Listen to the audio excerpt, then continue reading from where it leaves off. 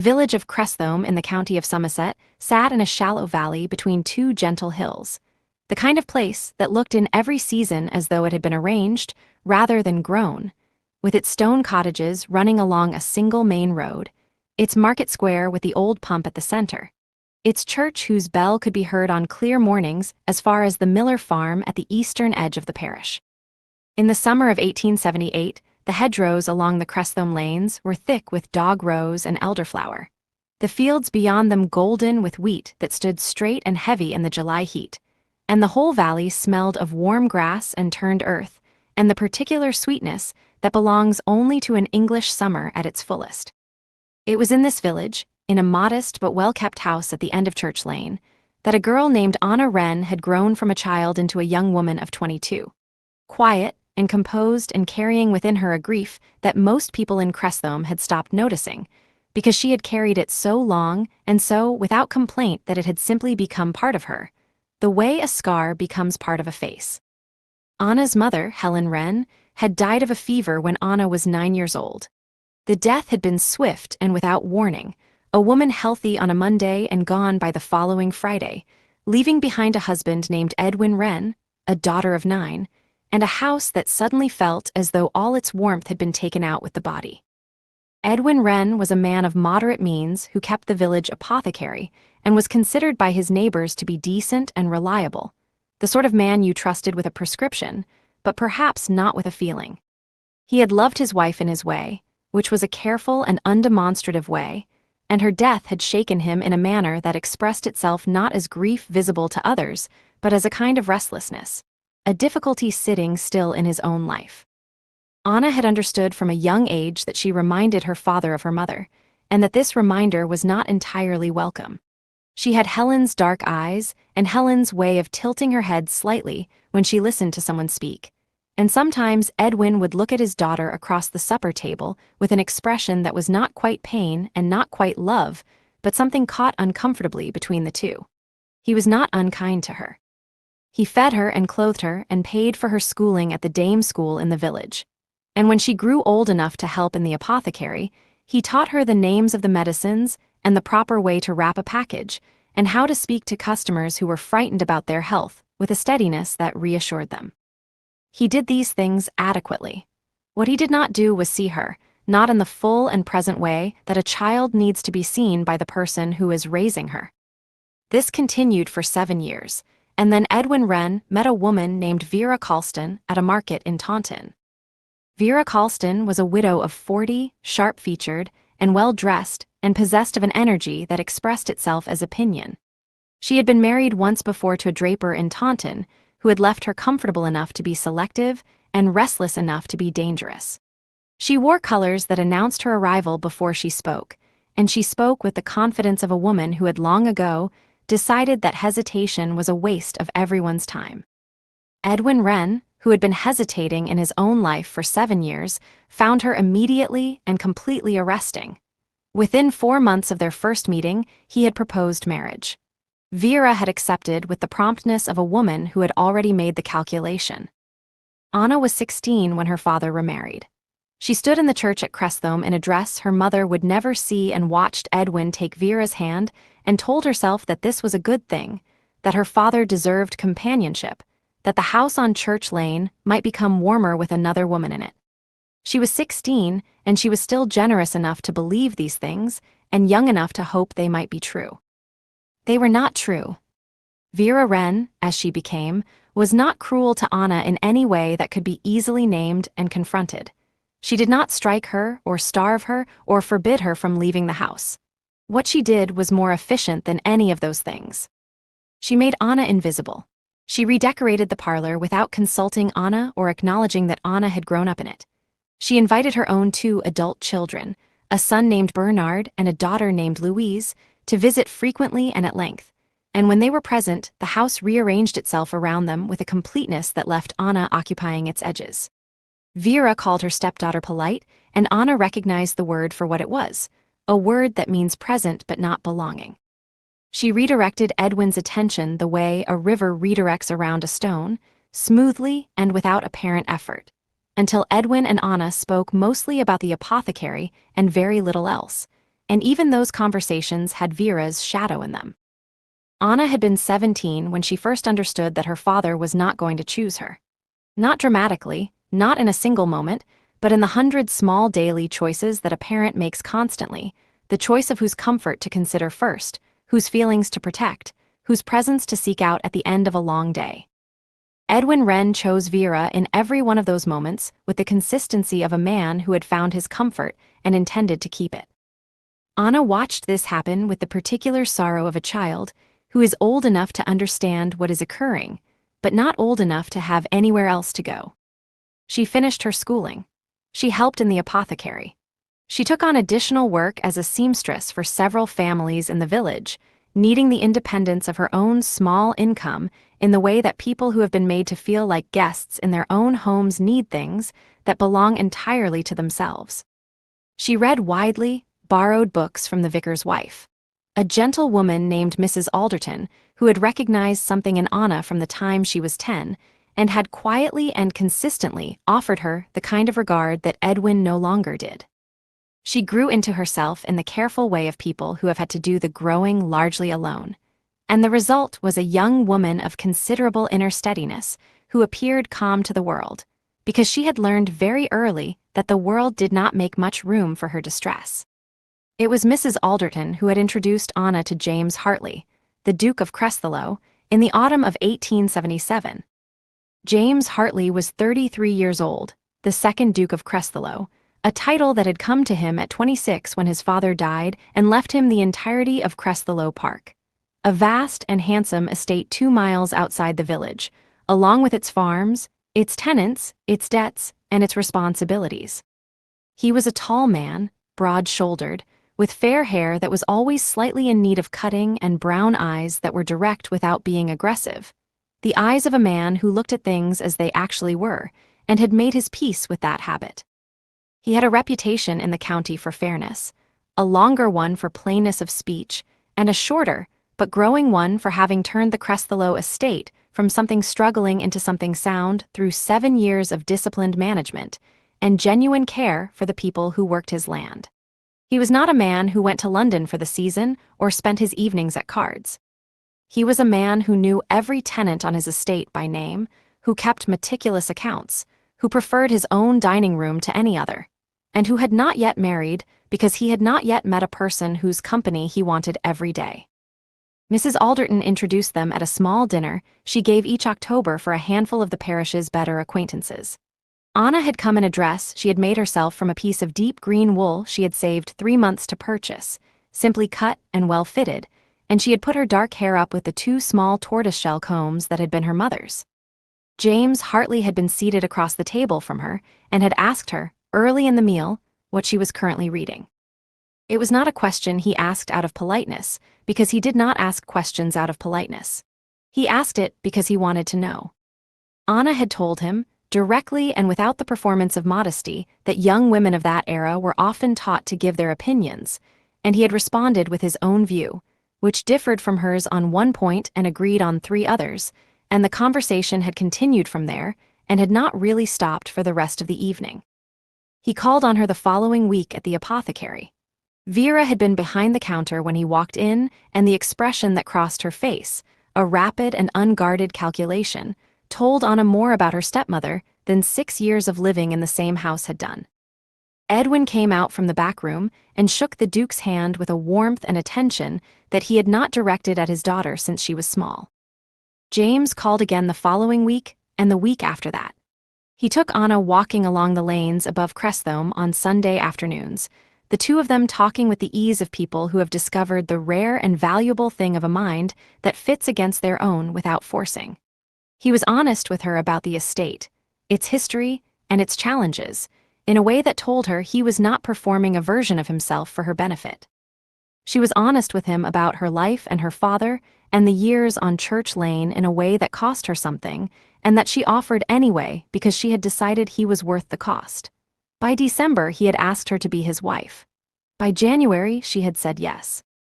By February, on a cold, clear morning when the frost was still on the Crestheloe Park lawns, and the rooks were loud in the elm trees at the far edge of the grounds, They were married in the church at Crestholme, with Mrs. Alderton weeping happily in the third pew and Edwin Wren standing at the front with Vera on his arm, and an expression of pride that Anna noted, with a sadness she kept entirely to herself, came partly from the occasion and partly from the proximity to a dukedom.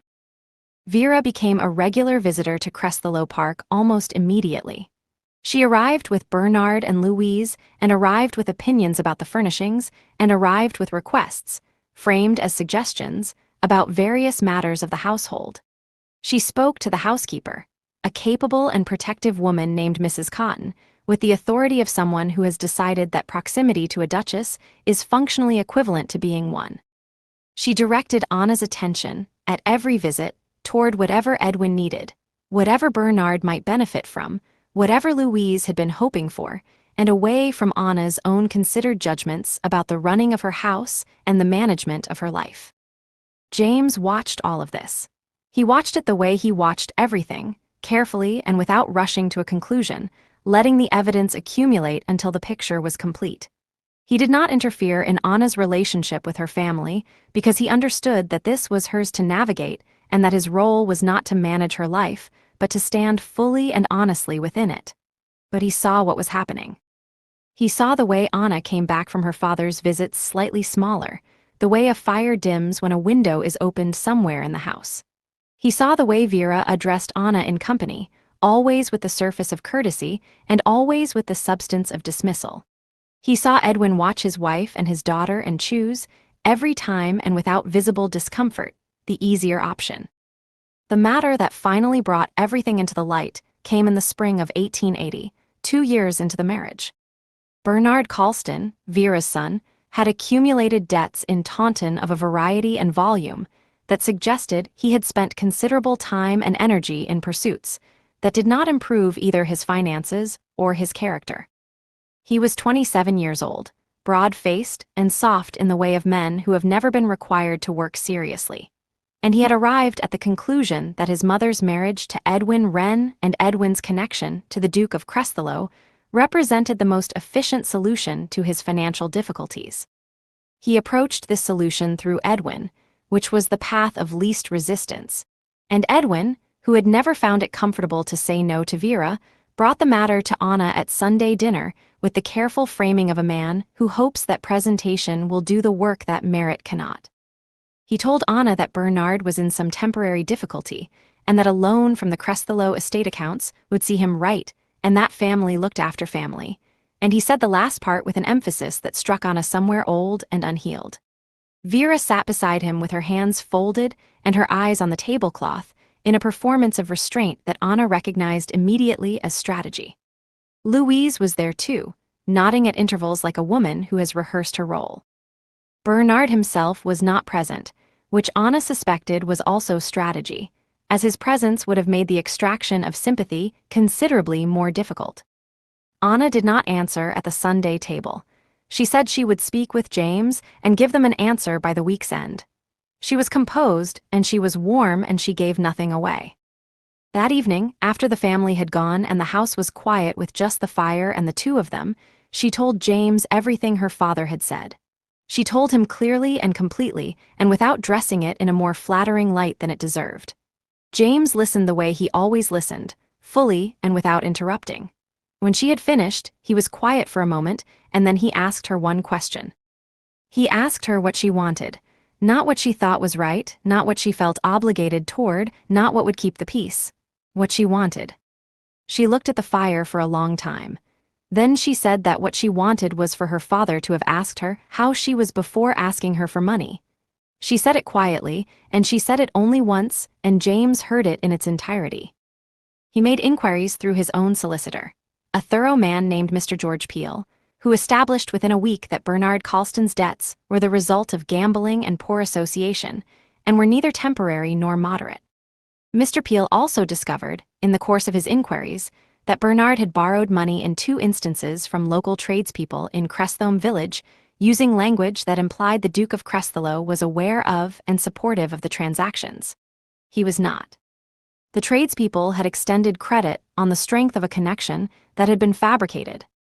James settled both accounts personally and immediately, because the tradespeople of Crestholme were his neighbors and his responsibility, and they had been deceived by a man who had used his wife's name and his title as tools for private gain. He was not angry in a loud or demonstrative way.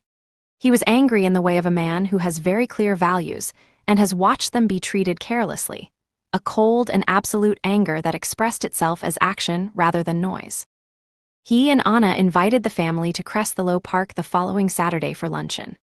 Mrs. Cotton was instructed to prepare the meal in the formal dining room, and Mrs. Cotton, who loved Anna with the fierce and practical devotion of a woman who recognizes quality when she has the privilege of working alongside it, set the table with the best service, and said nothing except to ask whether Clara's favorite almond biscuits should be included with the tea, and was told yes.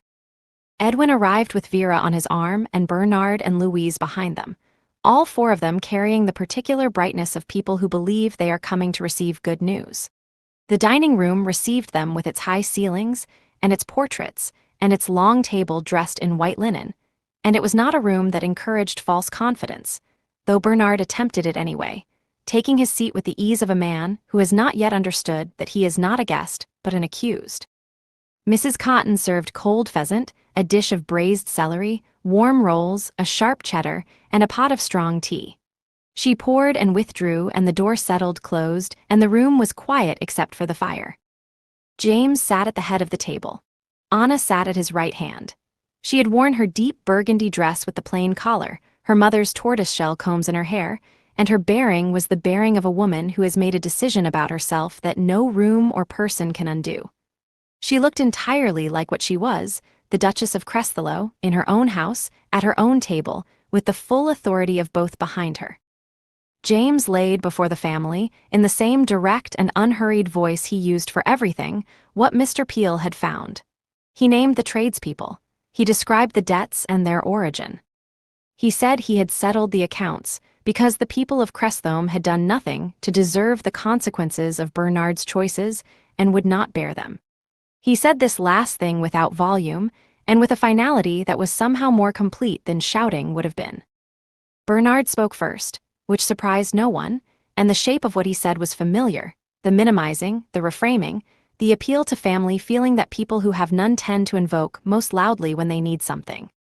Vera added her own careful architecture to the argument, each sentence placed to redirect blame and soften consequence, her eyes on James in the way of a woman accustomed to moving men with the right pressure in the right place. Edwin said nothing for a long while.